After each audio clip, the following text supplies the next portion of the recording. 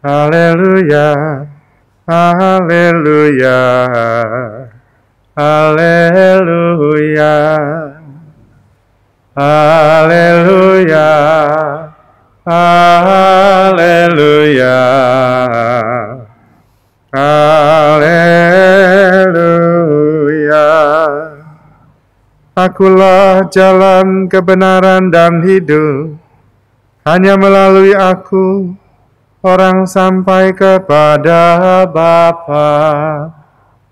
Haleluya, haleluya, haleluya.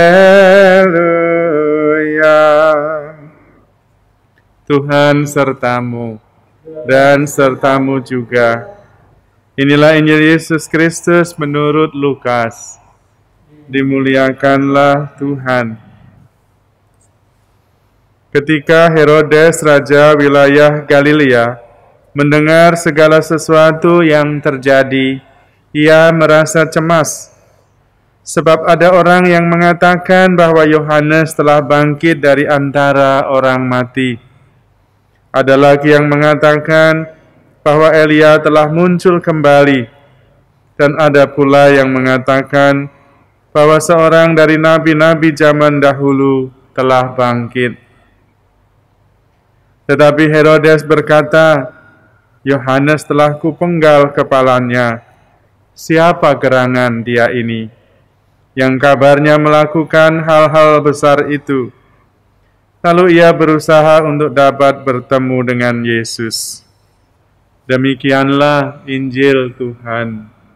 Terpujilah Kristus.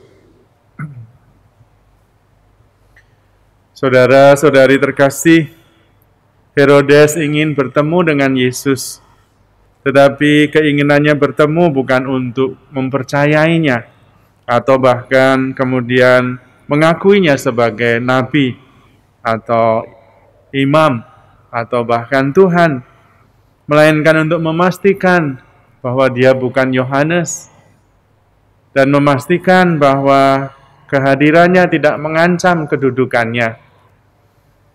Karena Yohanes telah dibunuh oleh Herodes, dan tentu dia merasa takut kalau sungguh-sungguh Yohanes bangkit, habislah dia. Tetapi juga dia takut kalau orang mulai lebih percaya dengan kuasa Yesus daripada dengan kekuasaannya. Karena itu Herodes digerakkan oleh rasa khawatir dan takut, dan ingin bertemu Yesus dengan motivasi yang keliru. Herodes merasa bahwa dia berkuasa, bahkan berkuasa untuk menentukan hidup mati orang. Dia tidak sadar bahwa dia juga suatu ketika akan mati. Dia tidak sadar bahwa kekuasaannya sangat terbatas. Karena sebetulnya di atas bumi ini tidak ada yang baru menurut pengkhotbah. Ada yang berkuasa, suatu ketika harus turun dari kuasanya. Ada yang menjadi raja, suatu ketika harus mati juga. Karena itu tidak ada yang kekal. Hanya seringkali kita tidak menyadari bahwa segala sesuatu itu sia-sia saja, karena berulang-berulang dan sama saja. Kita kadang-kadang tidak sadar, seolah-olah kita itu akan hidup selama-lamanya, menjabat selama-lamanya, berkuasa selama-lamanya, sehingga kadang-kadang menjadi orang yang sangat sulit. Padahal manusia bukan apa-apa.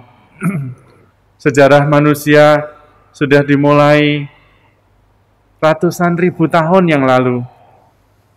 Dan bumi tetap berjalan, manusia berganti, ada yang diingat, ada yang tidak diingat. Manusia tidak begitu penting dalam sejarah dunia ini. Tetapi seringkali bahkan setiap pribadi merasa dirinya hebat dan penting sekali. Padahal paling periode hidupnya tidak sampai 100 tahun. Sesudah itu orang tidak ada yang mengingat. Kalau orang diingat, menurut 1 Korintus, tinggal 3 hal, yaitu iman, harapan, dan kasih. Karena kasihnya orang diingat, karena imannya orang diingat, karena harapannya orang diingat, bukan karena hal-hal yang lain. Karena itu marilah kita berusaha hidup dalam kasih. Dengan cara itu kita dikenang, diingat untuk selama-lamanya. Wariskanlah sesuatu yang bisa dikenang, yaitu iman, harapan, dan kasih. Kita akan mengenang selama-lamanya.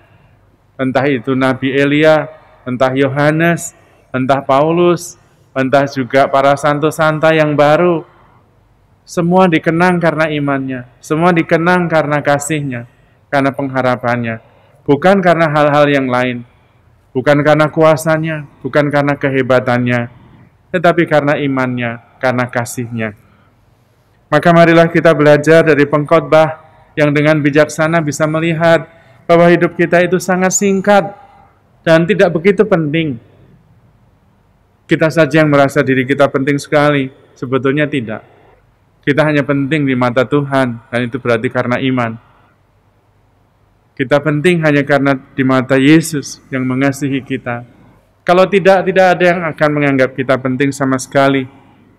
Dunia ini sudah berjalan ribuan tahun dan banyak orang kita tidak kenal, tidak mengenal kita juga.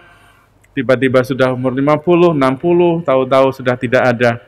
Karena itu marilah kita justru mewariskan yang sungguh-sungguh penting dan berguna, yaitu iman, harapan, dan kasih. Dan yang terbesar di antaranya adalah kasih. Amin.